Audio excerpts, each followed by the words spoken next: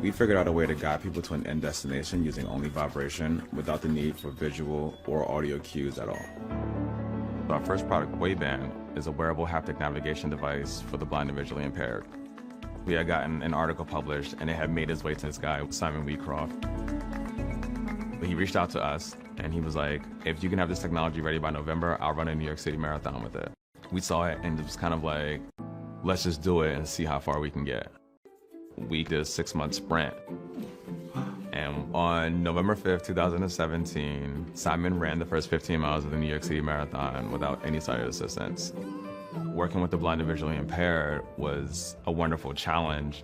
It's a different feeling when you go to work every day and the thing that you do actually help the needle of humanity in some way move forward.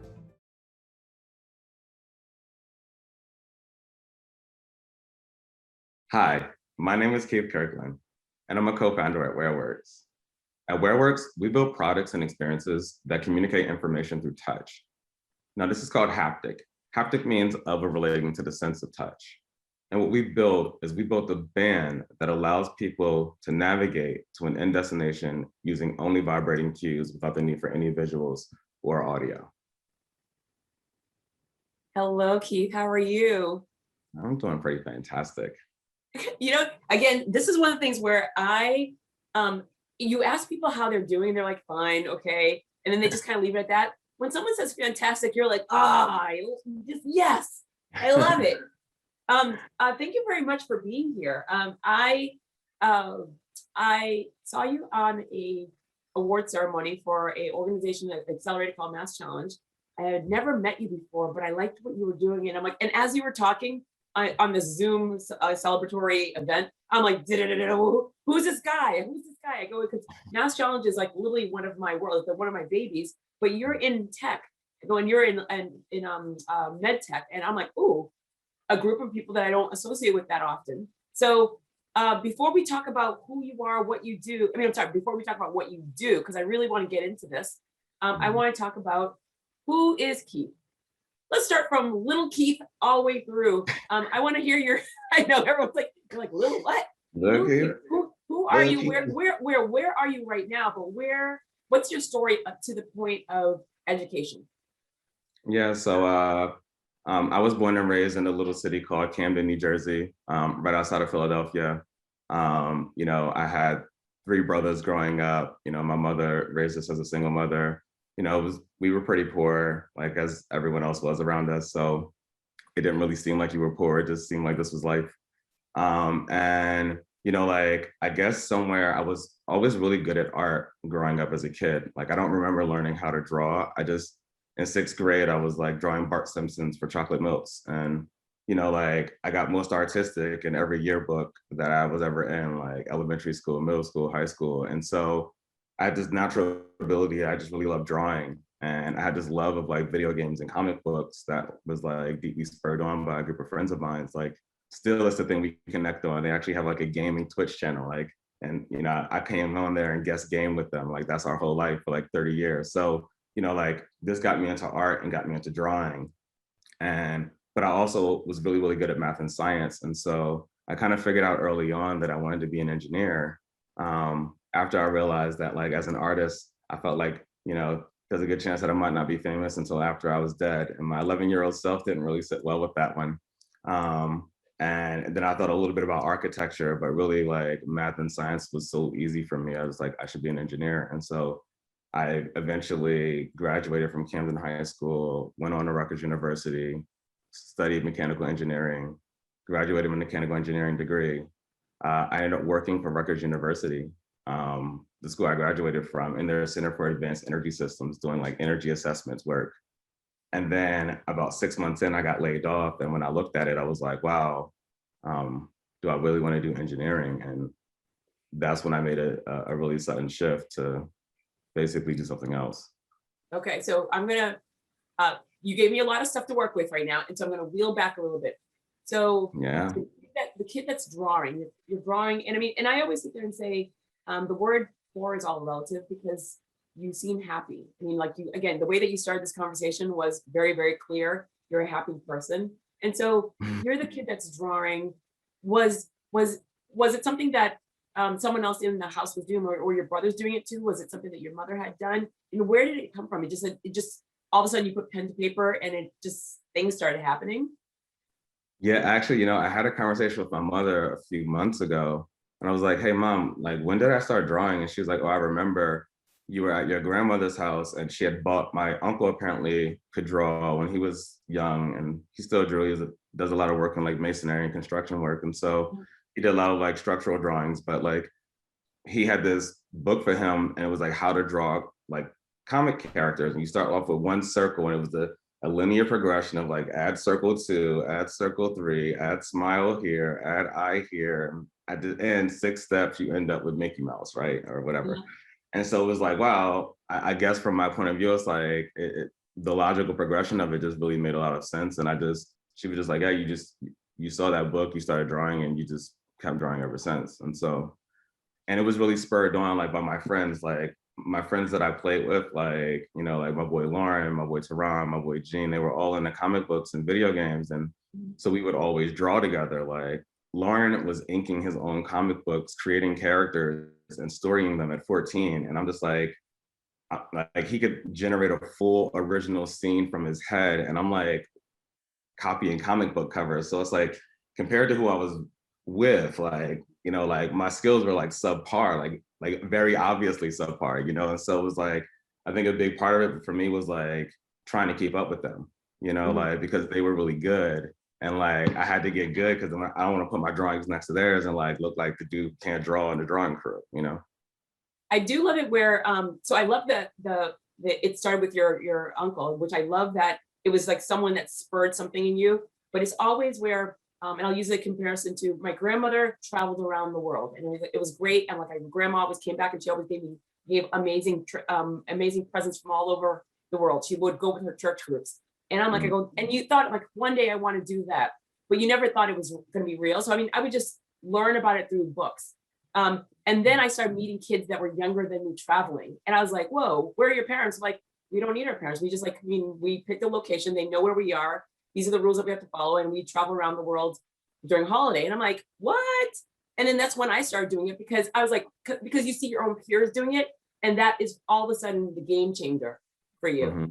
And so were you now doing comic books with your friends, or were you just like doing your own thing, but you wanted to bring your level up higher and higher in regards of your art?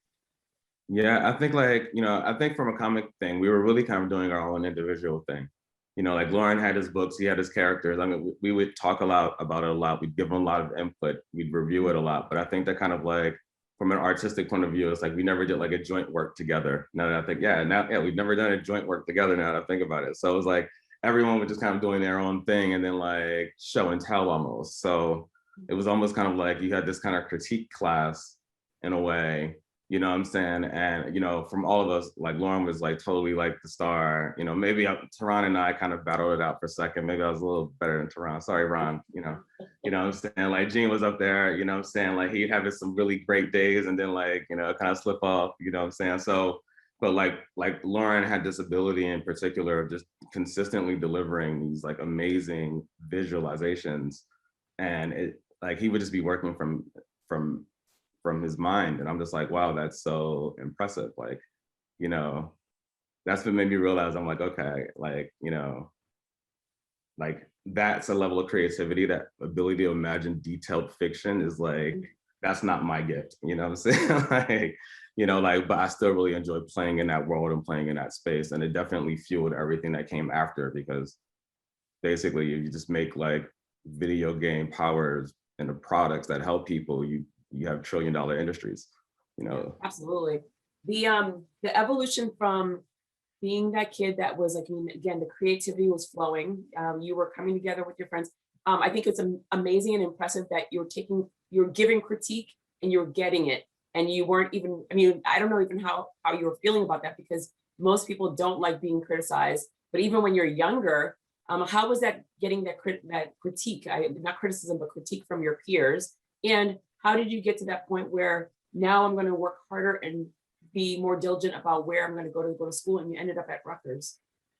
Yeah, and so Yeah, you know, I guess I mean, I guess we didn't think about it as critique. And like, literally, I don't think I've thought about it until this moment, you know, like, it was just like yo, here's what I'm doing. Let me show you what I'm doing. And then like, oh, cool. And you would see what people responded to you, like, okay, that's cool. It was like, yeah, you know, yeah, that color could have been a little bit better here, you know, like maybe next time you like use the marker like this, you know, like, so it was, it usually came with like the punches, I guess, kind of came with tips also to like, you know, like what could be done to kind of improve it. It wasn't just like, oh, dude, that's whack. What the heck? You know, like it came with feedback that was actually like, oh, hey, you know, like, yeah, you know what, like it feels like it got heavy and dark on this side. Like, you know, like maybe you can come here with some white and like pop some of these up and like give it a little bit of depth, you know? So it's like, yeah, with just like conversations that we would have, but like I imagine that they couldn't have been as sophisticated as I'm making it sound right now because I was like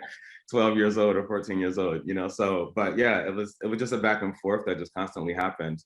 And it felt really natural as part of the process. And I think ultimately everyone saw the work, and when the work was good, you know, like who drew it wasn't really, so it was like everyone could appreciate the fact that it was good. So it was, the work spoke for itself at the end of the day. You know what I'm saying? Like, And how did that evolve to getting to Rutgers? I mean, so I mean, like you were now, I mean, so at this age, you're 12, 13. mm. When did you decide, when did you decide that Rutgers was going to be the place for you? And when did you decide to actually pick a professional path? Yeah, like, so I think at 12, I decided I was going to be an engineer. I didn't know what that really meant or what I would do with that, but I liked electronics, and I figured maybe one day I'd design like radios for Sony or something like that. You know, I had a thing with radios at the time. So, you know, I was like, okay, cool. You know, like I'll go and be an electrical engineer. At first is what I thought. And then the pathway to get there really to Rutgers in particular was first the pathway was just getting graduated, you know, like kind of like, you know, statistically speaking from my school, it's like, you know, like a lot of people didn't finish and a lot of people like didn't go on to college. And so it was like trying to be good enough to make sure that, you know, that there was an exit to get out of. And, you know, it's like my backup plan was like, okay, college or like the army. And like I had all my army paperwork filled out and ready to go. I was like, if I don't get money for college, because you know we were poor, so we couldn't pay for it. If I don't get money for college, I'm going to the military. And basically, all I had to do was sign my name, and I would have like left. And I applied to 3 different schools. I applied to Morehouse, I applied to Howard, and I applied to Rutgers for their engineering programs. I got accepted into all 3. And then I was like, I'm going to go away as far away as possible. Like, and then it was like $17,000 loan from Morehouse. I was like, let's see. Howard is pretty great. DC is nice. And then it was like $12,000 loan. I was like, And then Rutgers was like in-state tuition. And I was like, 70 miles is far enough, you know? And at that moment, I was like, okay, cool. Like, you know, let me take advantage of the situation. At the end of the day, I'm learning math and science. It's not like it's going to be so dramatically different from one location to another. And I was like, I'll take the foundations here and I'll do whatever I can that's best with it. And it actually turned out that Rutgers happened to just also have a pretty awesome engineering program. So it kind of like lucked out to my benefit. Rutgers is not an inexpensive school. Just, I mean, it's a very well-known school. I mean, all 3 of them are very well-known schools. Rutgers is being legitimately amazing, but it's not an inexpensive school. Is it a dramatic? I mean, you're from New Jersey. Obviously, it's in New Jersey. I mean, is it a really big, huge cut? Because I mean, I know people that have gone, and I know what they've paid, and I'm like, ouch! It's still an ouch school. Yeah, you know, like from the point of view of everything else, the fact that like there was a lot of state aid that covered the cost of it. So like my total end cost of what I had to end up taking out of loans was about half of what I would have been had I gone to Howard, and even more so if I'd gone to Morehouse. And so for me, it was just like, okay, yeah, it was definitely a big cost difference being like an in-state like student for tuition point of view. Walk me through your experience being at Rutgers. So now, I mean, one, were you on campus or were you actually still at home? And also, what was your experience there? Because now, I mean, I feel like artists and mathematicians, they come together. I mean, you see the world very, very clear in regards of like, here's the end goal and here I'm going to, this is how I'm going to get to it. We don't see it, but you see it very clearly. So what was your experience in college there? And also, what was, I mean, how did you make your mark there? I mean, because that mark created where you went for your jobs, that created this business. Yeah. So how was it? Yeah. What was that first moment that you made your mark? Was it a professor? Was it a group of people? I mean, walk me through. Yeah, I mean, like, I think, like, the most important part of my Rutgers experience was the EOF program, which was the program that happened the summer before I went to Rutgers. Now, in this program, it was called the Educational Opportunity Fund, or the Engineering Opportunity Fund, I believe at the time. And it was directly connected with the School of Engineering, where they would take people who were from low income areas who were potentially at risk for not doing well in the program, and basically give you a semester during the summer to kind of get a jump ahead on everything that's going to be occurring to you. So, so the whole goal was basically come to school early and start the semester early. And I was like, there's no way I'm doing that. I just got out of school after like 12 years. I'll see you in September. And they were like, if we don't see you in June, we won't be seeing you at all. And I was like, only option, I'll see you in June, right? So June, here I come. And when I get to the program, I meet about 20 to 30 other people who are also going through that program and going through that process as well. And were they all from New Jersey, or are these kids from all over? But these, I think everyone was actually from New Jersey. Yeah, I don't think I thought about that before, but yeah, I think they were all from New Jersey, because I think it was I'm pretty sure it was a state-run program. And so two of those guys, like Katab and Kibio, like they're still my best friends now. You know what I'm saying? Like, so, and basically a lot of those connections opened up my entire world to like everyone that I know and all the opportunities that showed up later down the line. So I feel like that was a very super pivotal moment from a personal point of view.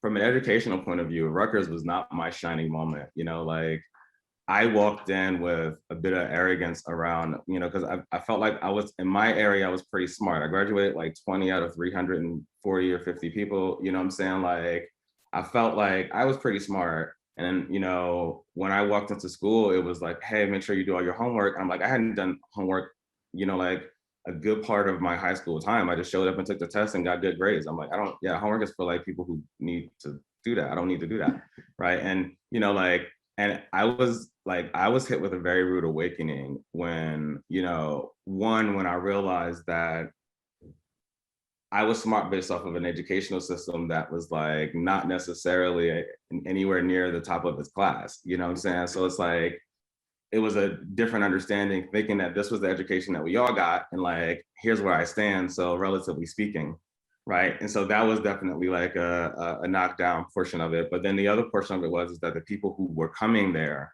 were actually from these schools, and they were smart. They were at these levels in their schools where their educational system and the educational quality was just, like more effective. Mm-hmm. And so it was just like, it was a big learning curve for me. Like my first semester, I also tried to like finish a 5-year degree program in 4 years, because I was like, I don't like being in school. Mm-hmm. And I took 18 credits when I came in my first semester. I took chemistry, calculus, physics, intermediate Spanish, intro to Fortran programming, and it was another class.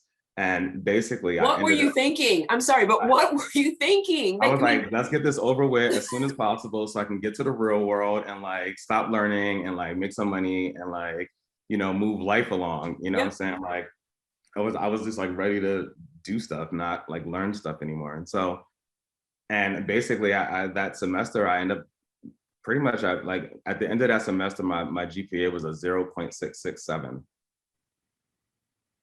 Okay. How did you even stay at the school? Because isn't there a certain point where you're wait, this is the summer or the summer program? No, this is like the first semester. Oh. September we hit, December my grades 0.06. So what happened during the summer? I mean, because you had to go to the summer program, so you must have done well enough to make it to September. Yeah. I mean, the summer program was a much more structured experience. The classes were much more intense and it was a lot less time.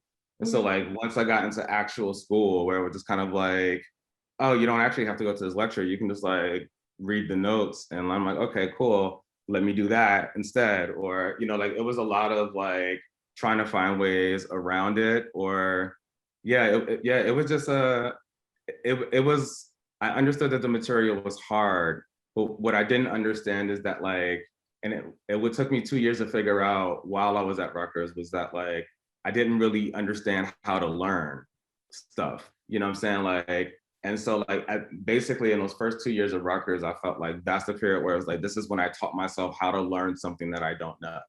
Because before I didn't have, I just, you just said it and I could remember it, or I knew the answer, I could repeat it. Like it made sense. I could figure it back. Like it wasn't mental work that had to be done on my part necessarily so much. It just came naturally. And so like, all of a sudden it was all these things where it's like, this does not come naturally. Chemistry does not come naturally to me. You know what I'm saying? Like, how do I thrive still knowing that like the only way to get this degree is to pass this class, right? You know, and so it was very much a whirlwind in a process, and it was long, a super long one, but a very valuable one, because after that.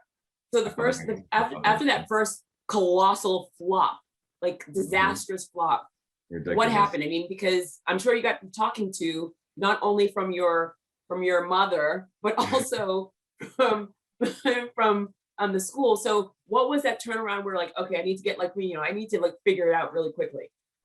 Yeah, and so like I think the biggest part of it was, I mean, you know, it was instantaneous. It was like when you get like your grades and it's like a 0.667, you know, it's like I didn't even get probation. They kicked me out of the program immediately, you know, like, and I went back and I talked to the dean, and I was like, hey, I'm supposed to get 1 year semester of probation. And he was like, yeah, well, you did so terribly. I don't think you deserve a semester of probation. And I was like, yeah, well, I just got here, learning some stuff. Okay, now give me a semester, I'll figure it out. And he was like, okay, and you know, I'll give you a semester and see what you do. I'll have you take 12 credits instead of 18 or 15. You're gonna take any of these engineering related courses. So I couldn't even take real engineering courses anymore. You know what I'm saying? Like physics, math, stuff I needed, but like I couldn't take any engineering courses. And I had to do well in these. And if I did well enough, then he would let me back into the program. And so I graduated that semester, or not graduate, but I finished that semester basically with, you know, a bit better. I got like a 1.75 in those 3 classes. And afterwards, you know, I registered for my fall classes. I came for the fall, realized I had no classes, went and talked to the dean and said, hi, dean, what happened? He was like, I said that if you did better, I'll let you back in. And I was like, dude, I tripled my GPA in 1 semester, like work with me. And then like the engineering dean of the EOF program, Dean Brown basically walked in and was like, give him a shot. And he was like, okay, I'll give you 1 more chance. And, you know, I had that other semester where I came back in, and that semester, it's like, still was like not finding my footing. I was like doing pretty bad, and like got to the point where I had 2 classes that were going to give me a problem, and ultimately had the option of like, I could drop 1 class and pray I make it. But I'm like, if my GPA drops too low, I have no more chances. Like, or I could drop the whole semester. Yep. And so I gambled and was like, I dropped everything that I had and like withdrew from the entire semester because these 2 classes were in danger of not going so great. Yep. And then I came back the next semester and took all those classes. I basically dropped them in like 2 weeks before finals. And then I came back next semester and took all those classes all over again.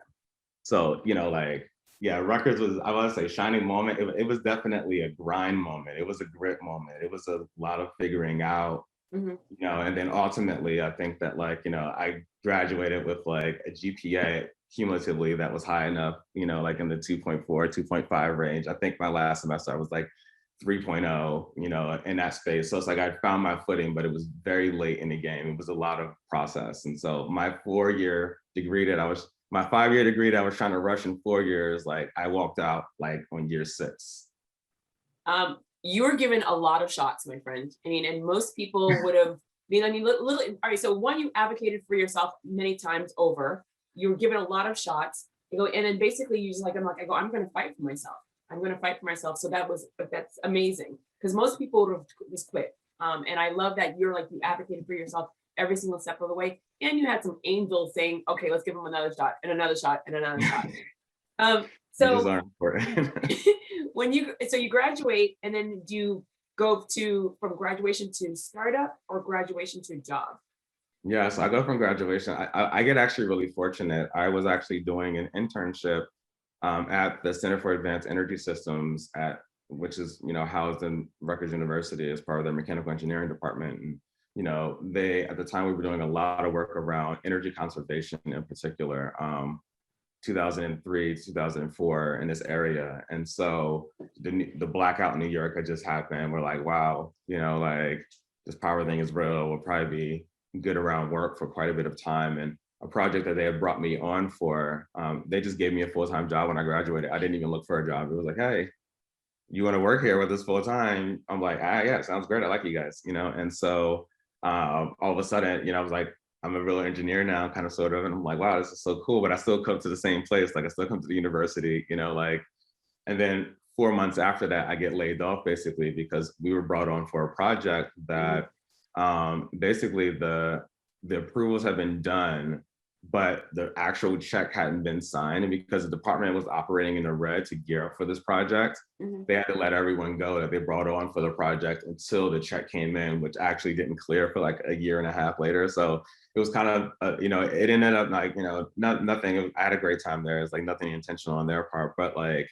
it ended up being in a space where after I left there, I was looking for more engineering work and finding challenges with that. And I was like, let me go and see a career counselor. And I went to someone at Rutgers and asked them, and she took a look at my resume, which I had some statement of like young visionary looking to something, I don't know.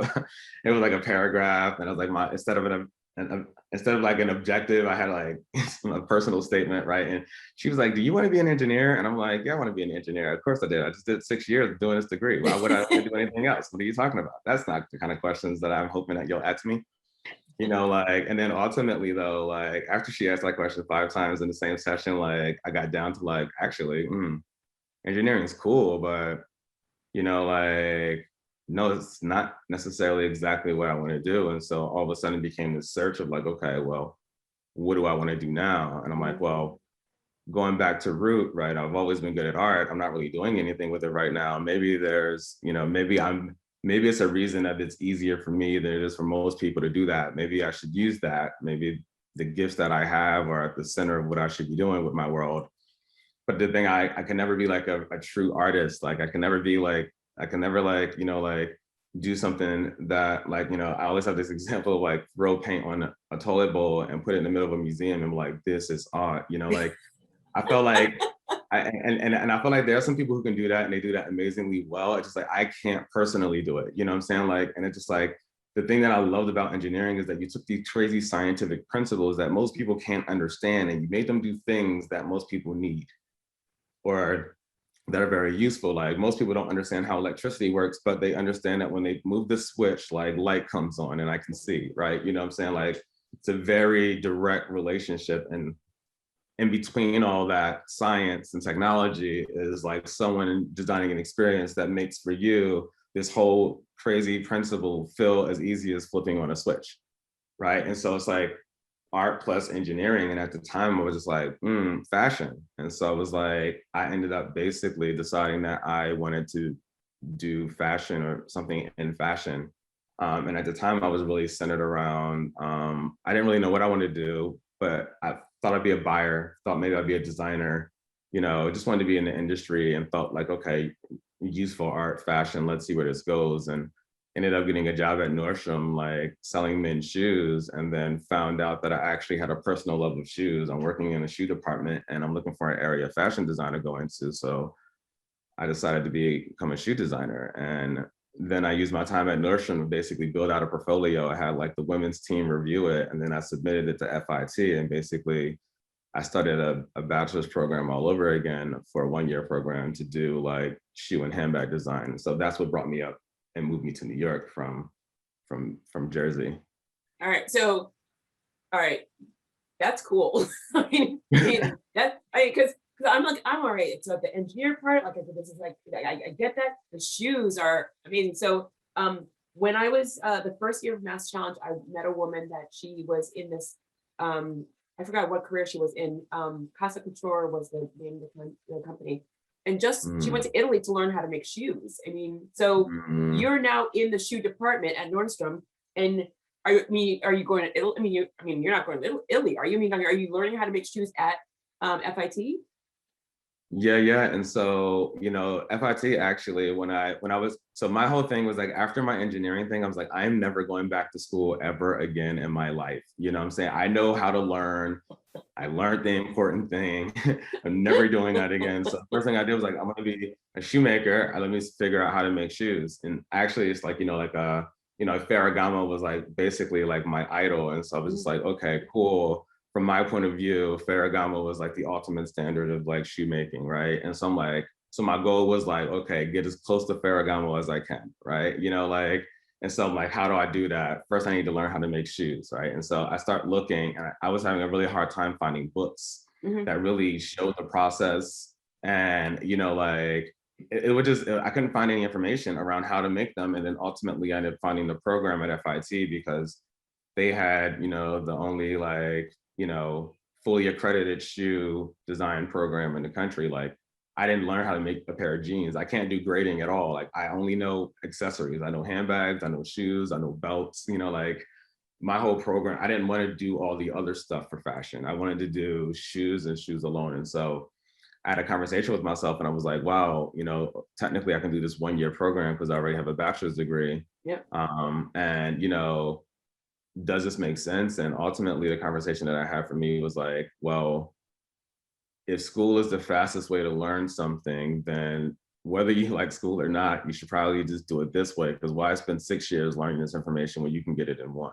And so I was like, okay, cool. You know what? So I signed up basically to be part of their program for their 1-year program. And I remember I came in and I gave the portfolio review, and I was like, how many shoes should we come in with? And it was like, yeah, come in as many as you want. I was like, as many as we want. And she was like, don't come in with like more than like 40. And I was like, yeah, I was gonna come in with 40. She was like 20. And I was like, okay, cool, sounds good.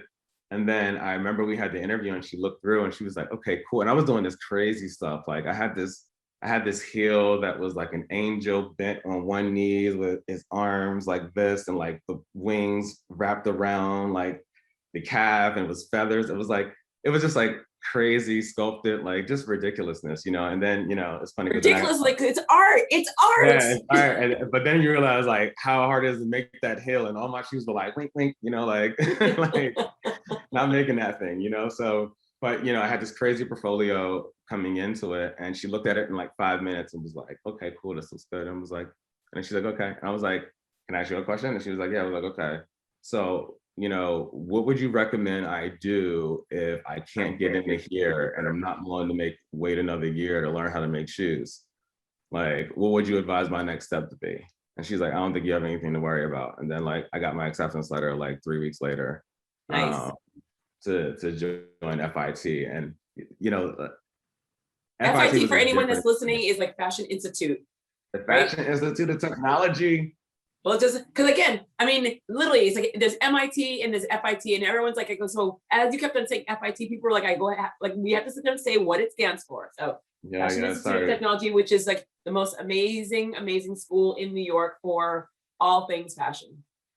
Yeah, and the other thing is that so while I was there, I get into the program and it's amazing. It's like everything that I wanted, and like, it's like I love pattern making, I love shoemaking, I loved, like working with different materials. It was like I love learning this old craft, like I was like, wow, this is amazing. And so after my 1-year program, I decided, like, it was 2008. Wait, pause for a quick second. Did you feel that at that time, like, if you didn't have that experience at Rutgers, do you think you would have enjoyed FIT as much? No, like I did, my Rutgers experience, like, was a very big learning lesson personally. And also to us, like, like one of my best friends, Kibio, was also like, he was an engineer at Rutgers too. We were both mechanical engineers, like, but Kibio did Rutgers very differently than I did it. Like Kibio was like the president of the Society of Hispanic Engineers. Yeah. You know what I'm saying? A company paid him to take a semester off to work full time. Yeah. Like an externship, like he had a way of like really connecting the pieces and using the underwork of the university as a foundation. And so it's like, I found that like when I came out and after, you know, like I got laid off from my initial job and I was looking for work and how hard it was, you know, like Kivio had a space where he had built a world that supported like each move that he needed to make. And he was so like precise in the way he built that. And I was like, so when I got the FIT, I was like, I'm gonna do this school thing different. Like, it's not about learning from the teachers. Like, you know, almost like the teachers, I love the teachers, but like the teachers that are least valuable are this experience, like the students that are around you and the opportunities that you can create for yourself here. That's the real experience. And so then I joined the student body. I like became like part of the student faculty corp. And like, I was one of the 3 students with like, of 9, like determining where the school spent budgeting at. Like, you know, I was just like, yeah, the anime club, right? You know, like it was it was like all of a It's true sudden though. opportunity showed up that was very no, different than my time at Rutgers, you know? when people always say, like, I go, it's not what you know, it's who you know. That's what you hear often. I go, and people, some take it for granted, and some people like embrace that. When I was doing my MBA, I remember the first week of school, a professor said, well, you will learn 20% from us, the professors, and you'll learn 80% from your classmates. I'm like, I'm paying a lot of money. I better learn a lot more from you. But what you just said is 100% correct. Yeah, exactly. And so it's like, and I didn't understand that framing when I went to school the first time. Before, the framing was just like, I show up, I do this program, by the end I end up with this piece of paper, and then I'm just like, it's just a golden ticket, I can do what I want. Like, so it was a very different construct. And I think that like, in particular, like, you know, so because I think a lot of my friends did that really well, but like I think Kivio really, because he was an engineer and like, you know, we had access to the same opportunities, to the same connections, so we were in the same, but he just took it to a different level. And I think in the back of my mind, I'm like, you know, actually we've never talked about this, but I think adding it up, like he always had an idea of how this was going to bungee into his next opportunity. And I didn't come in with that framework. So FIT, I shifted that completely, and it was a very different educational experience. It was amazing. So let's get to the point of from FIT, the shoes, but then you have a startup and you have a product that you introduced that's on your arm. So walk me through, I mean, like, tell us about how do we get there? Yeah, so I leave FIT. I'm doing a bit of freelance work for Calvin Klein, which was like actually like the designer that I thought I wanted to work for when I went into fashion. So it was nice to be there. The team was amazing. I ended up leaving there after doing some freelance work in technical design, because I had this engineering background. The patterns and drawing diagrams for clothing was a natural part of, you know, I did the same thing for physical objects. So the two blended really well. And because I understood how to build them, I could write really descriptive things for people who were trying to build them also. And so that became a super value add that I didn't realize at the time. And then ultimately, I end up at a position, I applied for Coach as a technical designer. And when they asked me, it was like, hey, you know, what do you really love? And I was like, actually, technical design is cool, but I kind of hate sitting behind a computer all day. I love if it was something I could like think more and do more with my hands, you know, like, and it was like, actually, we have this role for you that we think you'd be great for. It's called handbag engineering. And I was like, that's a job, you know? And I was like, who else could have this job other than me? Like, who else has a degree in handbags and engineering? It's kind of insane, right? And so, you know, I think one of the caveats about the FIT story is that in my time at FIT, where I was like, my entry letter is, I'm going to be the greatest shoemaker who ever lived. That was, you know, so pretentious, right? But, you know, whatever. I felt that at the time, right? You know, and I'm like, this is my entry letter, the first letter to get me into FIT. And I'm like, you know, and I realized that shoes have to fit, and that's super annoying because people's 2 feet aren't the same size. And then like, no size 10s, it's an arbitrary designation basically, right? You know, like, you know, statistically based off of like averages in a region. So it all of a sudden it became like this art more than science. And handbags, which I hated because they had to be so precise, because if they were wrong, they were wrong, and there was nothing you can do to correct them. But like if they were right, they were right every single time that you did it. And after working in Nordstrom and realizing like how much shoes we had, because Nordstrom carried like widths and multiple sizes, you know, like how much overstock we had to have so that we could have one pair of shoes that anyone could potentially walk in and buy. I was like, wow, this is expensive. And so I shifted to handbags. And by the time I graduated, I had never actually even worked for a shoe company. You know, I did make some shoes for my friend's wedding, you know what I'm saying, which they were okay. I appreciate you guys for that vote of confidence. But you know, so I ended up in the handbag world. And so now I'm like, handbag engineering, this is great. And, you know, I was at a space personally where I was like, I want to grow in this handbag space, but I know that like my bags aren't as good as people who make great bags are. And I know there's only probably about like 10% of the world that can tell the difference between their bags and my bags. But unfortunately, like I was one of them. So I was like, the only way I'm really going to get this is to like meet some dude who's been doing this like his whole life and like learn from him. And basically like that was my boss, Haraj, at like Coach.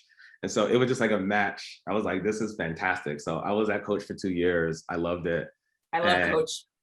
Coach is the only product that I'm not, so that you said a name for shoes. What was the name that you were saying that you like? Oh, Ferragamo.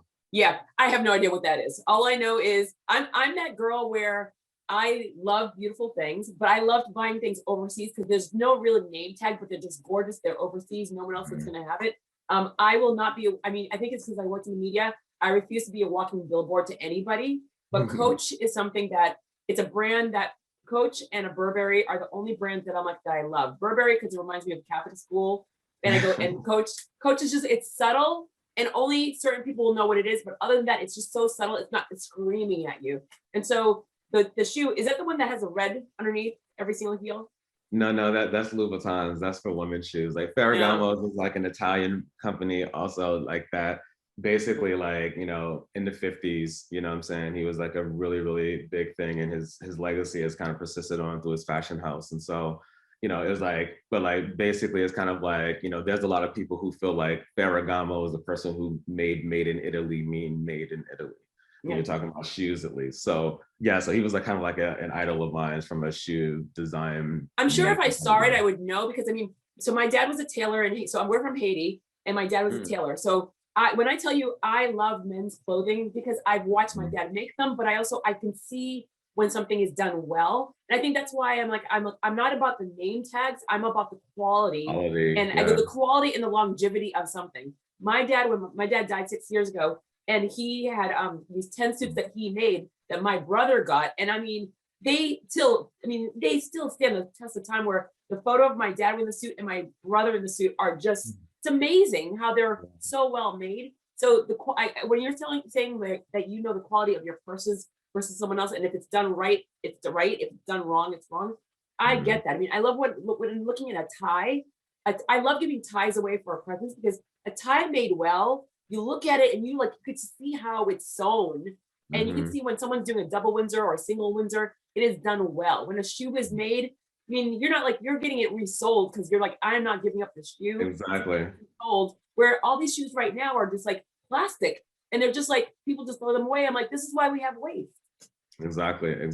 And you know, like, and that also fed a bit like, you know, and some my happy times at Coach, which were fantastic. And you know, like I started to kind of like personally feel like, you know, it was 2012, we're at the height of fast fashion, right? You know, you know, we're feeling the burden because it's like all of a sudden, like because H&M and Zara are moving in this fast way, like all of a sudden the expectation is that the industry starts moving, and like at 4 seasons a year, you know what I'm saying? Like it's a pretty exhaustive thing as fashion designers, you know what I'm saying? Like, like lots of people overwork, burn out, like, and the fashion industry is riddled with those stories, you know what I'm saying? So it was like a wow, but what are we really doing here? It's like the thing I realized that I personally came to was like, I love the craftsmanship of making bags, of like the quality, like we were literally engineering handbags, like every bag could hold 150 pounds, load tested. We load tested them with people with white lab coats, like the big bags hold 300 pounds. Like you could fall crazy. That's just like, crazy in my mind. Exactly, right? You know, and it's like, but meanwhile, our business model like required that you purchase and let go. And that let go process wasn't really so regulated. So a lot of times it was aftermarket. A lot of times it was just simply trash. And it was just like, what are we contributing to by doing this? And so it's like, I felt like there just had to be a better way to use design to kind of help forward humanity in some way. So even though I love the craftsmanship personally, I still like, I have my sewing machine, like I have my Singer, like I make bags. I don't make bags, I don't have time for it, but I will make one as soon as I get some time because I love it. But you know, like the business model and like the industry was I felt like there had to be another way to just use design to like also do awesome stuff but help people too. And so I left Coach and I went back to school for a third time, right? The dude who hates school goes back to school for a third time and gets a master's degree this time in industrial design from Pride Institute in Brooklyn. And, you know, that's kind of, I feel like, where this story of WearWorks for me really begins, because it starts with this concept of, okay, fashion, what else is out there? I explore design. I'm trying all these new things, that 3D printing and 3D modeling, and like not things that I'm familiar with, but like, okay, cool, engineering, I can get it, right? Color theory, I was horrible with color theory. Sorry, color teachers. You know what I'm saying? Like, it's like, but you know, I was horrible with like color, right? You know, like, so struggling through the artist, learning to be an artist as a trained artist, not just like someone who could pick up a pencil and do some stuff. And you know, that part was definitely a lot of work, but a wonderful opportunity came out of that, which was basically the Global Innovation Design Program that they basically invented while we were there. And, you know, it allowed us to spend 1 year studying abroad. And so I spent 6 months studying media design at Keio University in Tokyo. And I spent 4 months studying innovative design engineering at Imperial College and the Royal College of Art in London. And then I came back after that whole program, which was awesome. And I was like, I miss fashion so much. Like, how can I do this in a way that really resonates with me? And so I was like, well, I got this thesis project. I'm just going to make it like my figure out life project. And, you know, I came in with like, I like fashion, but I saw all this amazing technology when I was in Tokyo and when I was in London. I was like, wow, you know, fashion technology, right? Wearable tech makes sense. Venn diagram overlap. And I was like, okay, cool. But wearable tech is technically like pacemakers, right? And it's technically like prison anklet monitor bracelets. And, you know, like, I don't personally have a desire to spend most of my life working in hospitals or working in prisons, right? And, you know, awesome to people who do, like we all have our callings, right? But personally, I'm like looking at this company as like, this is what I want to be doing my life with every day for the rest of my life. Like, how do I design my life in a way? And I'm like, the thing I've always been really interested in is personally is movement and movement learning. And so I had studied. Wait a second. All right, so yes, so you're just throwing in what I used to like, what I really like is like about movement. I'm like, you never mentioned that. You've been talking about art, you've been talking about engineering, you've been talking about the highs and the lows. When did you slip in movement? Dude, you never mentioned that. I mean, well, it was part of comic books and anime and video games. And no, you did not put it in there. It was not in there. Don't say you. It was maybe in your mind. Okay. Verbally. Yeah, no, I agree. You know, we were talking about drawing. I mean, martial arts definitely played, like, you know, those same friends, we all, you know, we did martial arts together sometimes. And so like, you know, since I was like 13 or 14, we had a martial arts teacher for a few years. And then I would go different places and like study randomly, like the capoeira class at my university, or I did ninjutsu for a year here, and I did Japanese traditional longbow archery while I was in Japan, and for another year or two when I came back to the US. You know, like now I'm trying to get into praying mantis kung fu, right? You know, I just found a do you see why I do? See, clearly, do you see? Before we started recording, you asked, why do I do this? Long form conversations gets to the essence of why you are doing what you're doing right now. This is like, because the entire time I'm like, what is he? What is he saying? You've been doing this all through your life. This has been part of you, but you do it so naturally. It's like scratching your nose. So it wasn't part of the conversation until we kept on talking. And I'm like, something is not connecting for me in my head. So I had to like dive in. So, okay, now we understand what this product, tell me about the product. Like, walk us, because now I get where it came from.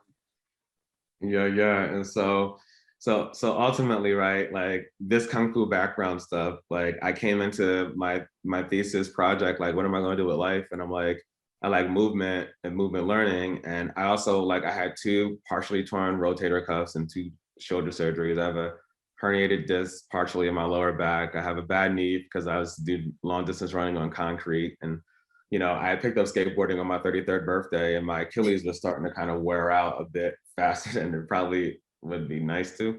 And so I was like, okay, I have all these movement related injuries, which were basically doing movements improperly because I didn't learn them. I learned them on my own, and then repeating them thousands of times, and then bam, can't use that muscle anymore. Got to change sports because that muscle group is injured and now you can't run anymore. So right, I was just like, what if there was a way to learn movement in a safer and better way? And so ultimately, I spent my thesis year coming up with a premise for a suit that would allow a person to essentially download kung fu in the suit that would teach you, giving you vibration feedback at different parts in your body.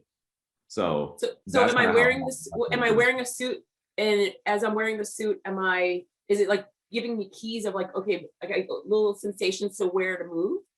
Exactly. So the idea was, the idea came from, actually, I was sitting with a friend and I was trying to figure out how to communicate movement information without a person physically watching you and being in a space to tell you what to do.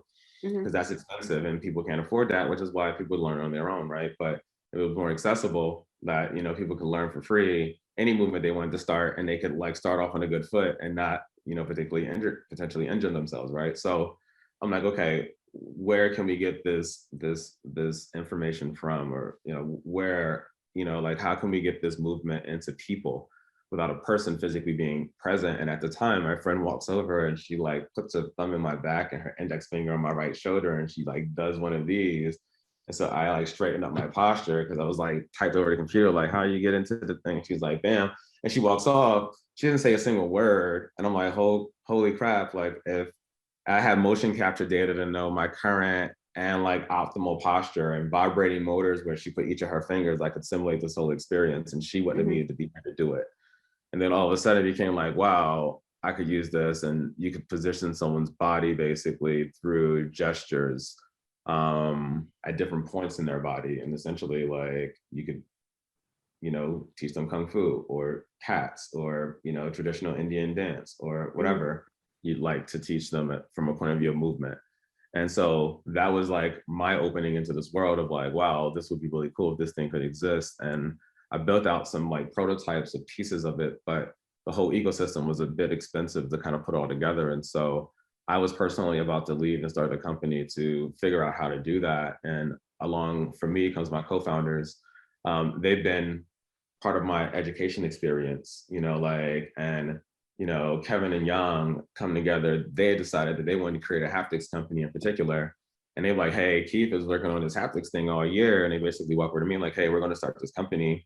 I'm like, hey, I'm about to start a company doing haptics. I'm like, that's what I'm going to do. So we're like, hey, let's do this together. And then ultimately, when we were thinking about what our first product would be, the Kung Fu suit was a light consideration, but it was too complicated.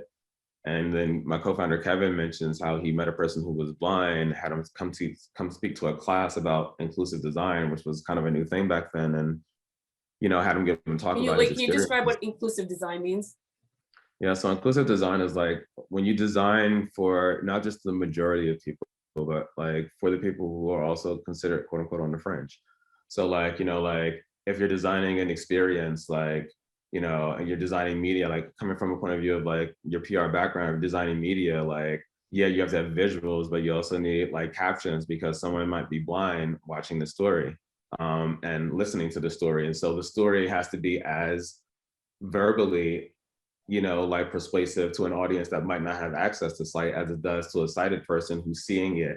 And when you do what traditionally has kind of been done, and I think it's starting to disappear a bit, but what traditionally has been done is kind of you build the thing that you want for everyone, and then you add the accessible pieces on the side, but it makes for horrible design, but if you just built the story in a way where it's told so that you don't need sight to appreciate the film, then now you're considering more than just a visual audience. And so the idea of inclusive design is, really looking at all the different types of people and all the different types of experiences that they may be having with your product. And, you can't necessarily design for all of it, right? You know, like, but you can consider it and you can be thoughtful in your approaches to how to understand and how to make space for, you know, everyone to appreciate what it is that you created. Because ultimately, like, if your thing isn't accessible to people who are blind or visually impaired, then 285 million people in the world have just lost access to your work. Like, it's not a really good business choice, you know, from a point of view. So how did the actual product come to be? And then basically who's using it? I mean, who's using it?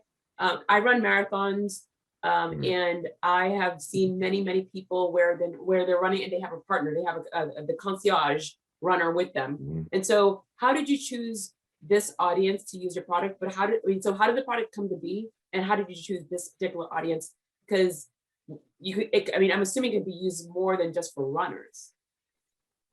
Yeah. And so actually, the way we thought about it initially was, hey, what if we could use haptics to help people who are blind or visually impaired eventually be able to navigate without needing to look at or hear anything. I'm like, wow, that'd be super cool. And then the way we were thinking about it more in the near term was kind of like, we felt like this was like an ultimate solution. One day when we get there to the ultimate product, this is what this is going to be. And when we started with this idea of like, okay, well, look, while we see how this works on people who are sighted, like, we had the belief that we could navigate people with haptics, but we never actually did it before. And we didn't know that it could actually be done. We just kind of believed that it could be done. And as industrial designers, we made videos that made you imagine a world that looked real enough that would be awesome if it could also be done. And we got our first $10,000 in funding off of that video. And then now we're like, okay, now we have to figure out how to build the thing so that we can actually do it. And we got that part figured out pretty quickly, but we were still looking at it from the point of view of like, let's test this on the sighted audience, because what if it doesn't go great? GPS is terrible. You know, like, you know, we don't want any liabilities around, you know, putting people in danger, of course. And so our first thought was like, okay, let's just get people out of their phones and back into the real world. Like, what if you could like visit a place and not have to spend 50% of your time looking at your Google Maps and actually, you know, visit the place that you paid to come see, right? You know, like, what is that experience like when we can get the information in a different way than staring at something and taking our attention off of what it is that we're doing to get it? And so our premise really was like, wow, there's this skin that you have that is this open communications channel. Like, everything is fighting for your visual attention, beats, buzz, like, you know, Times Square, right? Like, notifications, audio is secondary, right? Beep, beep, buzz, buzz, whatever's, you know, like, when you look at it from a point of view, like, I mean, they're not using smell and taste yet because they haven't figured that out, you know, like, and they will as soon as they do. And, you know, like, and right now, like, really you have touch, which is like this untapped, literally, channel that, like, you have the largest organ on your body, most important organ or sense for being alive. Like, people who are blind, people who are deaf, people who can't smell, people who can't taste, like, you can live a wonderful life and be missing those senses. Meanwhile, like, we have proof that if you're not touched, you die, right? So, like, from a design point of view, we've basically done nothing with touch. And so our initial thesis and our continued thesis is like, wow, there's this whole world of communicating information through touch. What if we could find a way to, right now, with our Wayband, is communicate navigation information? But navigation is just the beginning of the types of information we believe that we'll be able to communicate. And so we started with this view of like, let's get people out of their phone and back into the real world. Give them a navigation device. You can like walk through Austin and actually enjoy the sights, or you know, Bucharest, or wherever you happen to be at the moment, right? And you have a confident, trusted aide with you on your side that lets you know when to turn left and turn right, but it isn't like talking in your ear and annoying you from talking to the person that you're talking to, and doesn't make you spin around and look like a tourist in a place that probably, you know, you don't want to be an obvious tourist in, right? You know, so, you know, like, looking at situations, we felt like there was a great need for just a new way of navigating. And what we found out is that after 6 months of work, the starting with the blind and visually impaired made sense, and it kind of stumbled into us in a really kind of serendipitous way, I'd say. I feel like that you have literally created the first iteration of what Geordi uses on Star Trek. That's right. I watched Next Generation. I'm there. I'm like, I'm You gonna know, kick it Next out with Generation you. that was my jam actually. You know, that was my favorite Star Trek. I'm gonna get a lot of hate mail for that later, but whatever. You That's okay. My sister made fun of me too. Like I go literally, like I mean, from the Carpenters to ABBA to Star Trek. I go, oh yeah, I was that person. You have gone through so much in your lifetime. You have literally self-corrected. You've had a lot of angels in your lifetime. What would you say to anybody that is out there that is hearing you right now, has heard all of this stuff? In their mind, they're thinking, I would have quit at that point, at that point, at that point, at that point. But you have a product that's actually helping a community, a large community that's underserved. What would you say to them where they're thinking about jumping into creating their own thing, but they're like overwhelmed by even just hearing what you went through? Yeah, you know, I'll say that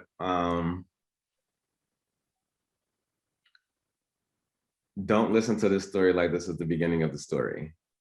Like, you know, like hopefully, I mean, hopefully it's not the end of the story either, you know, but it's definitely not the beginning of the story. You know, like I can give this pitch the way I can give it because I've given it 1,000 times, because any person who would be willing to listen to it. I was talking to second graders about like, hey, if they know that what the word haptic means, by the way, it means of or relating to the sense of touch. And if they know that WearWorks does haptics, and that, oh, I didn't tell you guys, back in 2017, we helped the first person who was blind run a New York City Marathon without sighted assistance with the Wayband. And they know that fact, like, as long as they could tie these pieces together, I have done my job. And so I would take just talking, and you learn in real time, like how does a 12-year-old respond to what you're telling them? Like, okay, you have to switch the pitch up a bit, right? You know, like, and like some investors, they joke, but they say like, talk to us like we're a 12-year-old, because it's like they're really great at, maybe they have a specific area that they're deeply focused in, and they might have a deep expertise in, but as a generality, they know a lot about, they don't know the depths of every industry. And so it's like a lot of people will walk in with like overwhelming amounts of kind of like depth, like, hey, tell me the story first. And that's where it really all starts.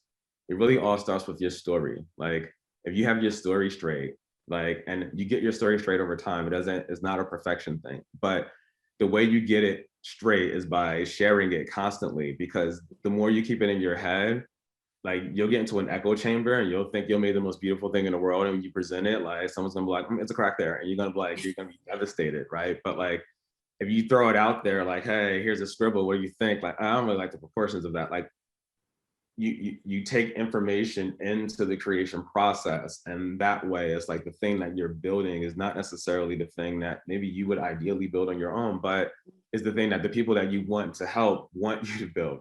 And that's the most important part, because at the end of the day, like there's no value in starting a business to build things for yourself. Like keep that love in a garage and like cherish it, because like once it becomes a business, you know, like it's really about who you're serving. So I think that that's one piece. And I think that the other piece is that like, start with where you are. Like on our team, like Kevin Young and I, we were really strong in design, and we were really strong in storytelling, and we were really strong in engineering. So like we could build prototypes, we could make videos, we could do graphics, we can make logos, we could build websites that look professional, right? This was what we had as talent when we came in. We didn't have the business stuff. We didn't know the legal stuff. We didn't know how to do the accounting. We didn't know how to talk to investors. We didn't know terms and conditions and what all those things meant. Like we didn't know about so much about like all the details and nuances of like sourcing vendors. Like we got those pieces over time, and you gain those expertise over time. But the first thing that you have to do is like you have to sell. The first thing you're selling is a story, because no one believes that you're going to make the thing that you're going to make. They tell us all the time. It was like, we don't believe that. We don't believe any of your numbers are true. We don't believe that you're going to make the thing that you're going to make. But what we're betting on is like, can we bet on you? Like, can we bet on, are you resilient enough to be like, when this whole thing crashes and burns, find a brand new way to do it in 3 weeks and actually make it a better business model than your original way of doing it?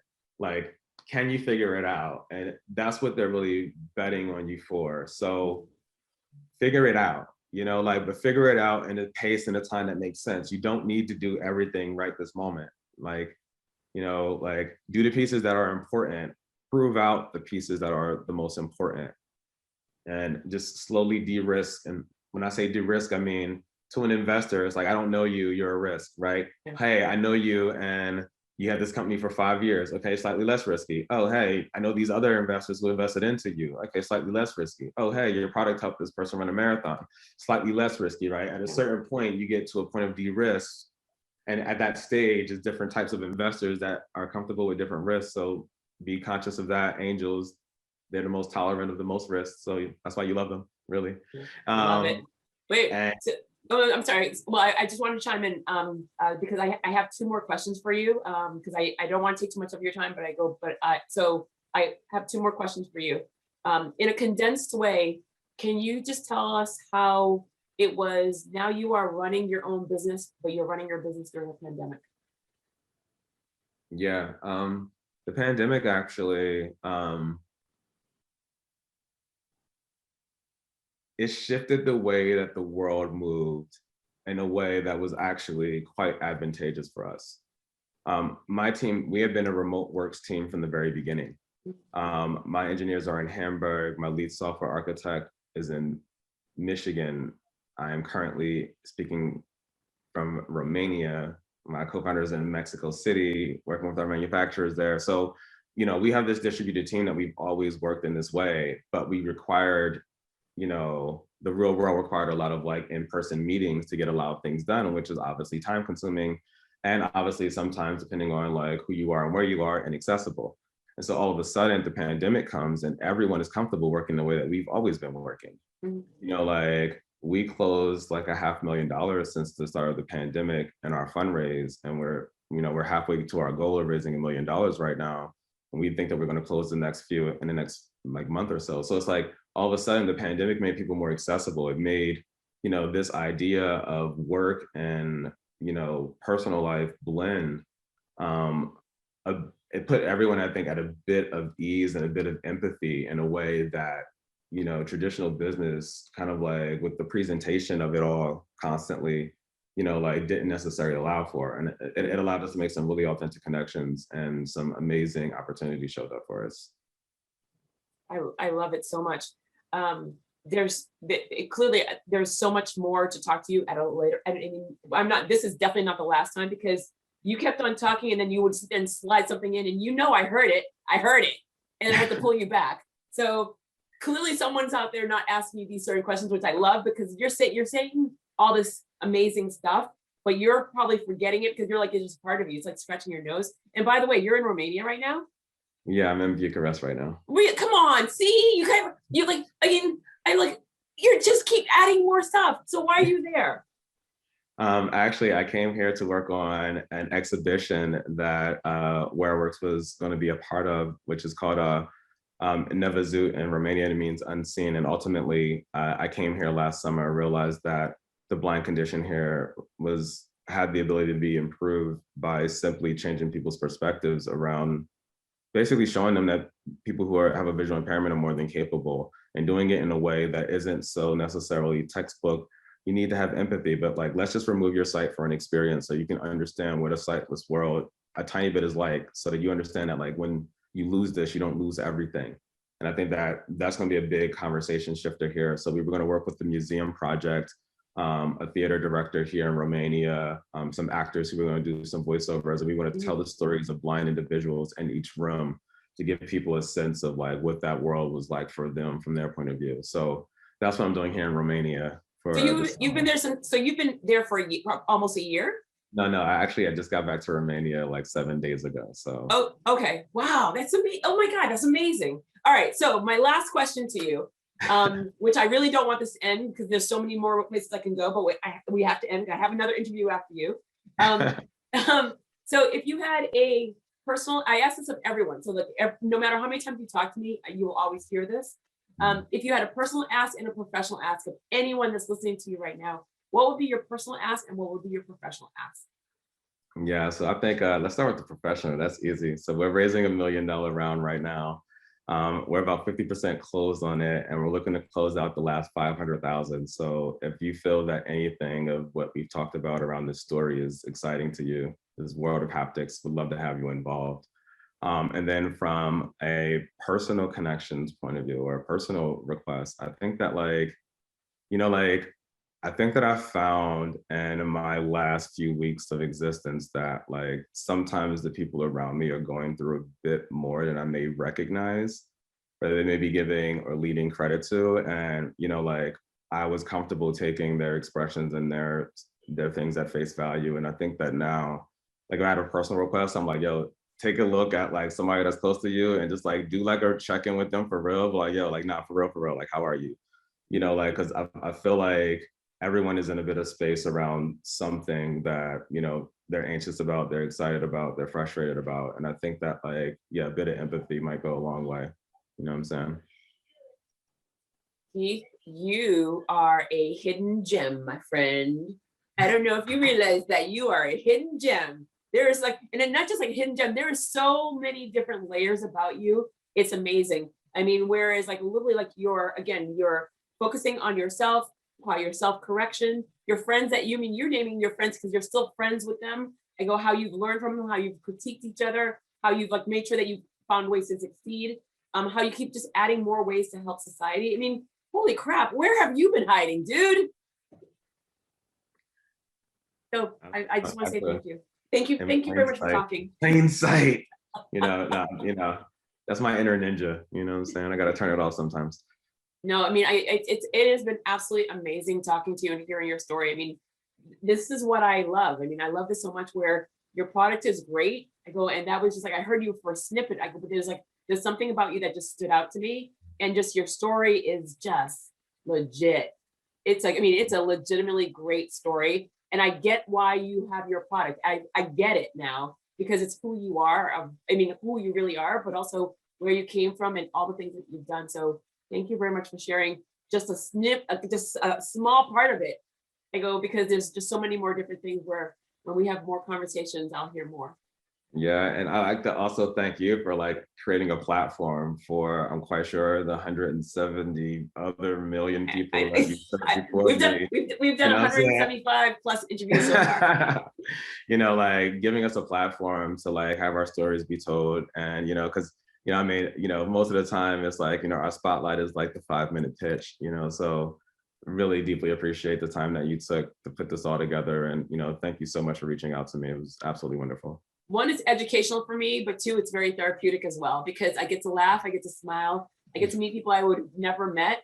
And mind you, my business is virtual anyway. So this was never a problem. The pandemic was never a problem. Also, I'm a Haitian kid. We weren't allowed to go out when I was little. So the pandemic was designed for me. It was you're not allowed to go out. Okay, not a problem. So I really do. I appreciate people just able to share their story. And I asked the same 7 questions, and for some people, I got to three of the 7 for you, because you went to so many different other directions that got me so intrigued that I'm I don't need to ask, but I want you guys to talk. I want you guys to share your stories. But if you miss something, I heard it, and I'm going to pull you back. So thank you very much for letting me pull you back, just to get to the point where movement, design, who you were when you're a kid. I get it. I get you now. I get it. Thank you. Until next time, my friend. Yes, definitely. Cheers.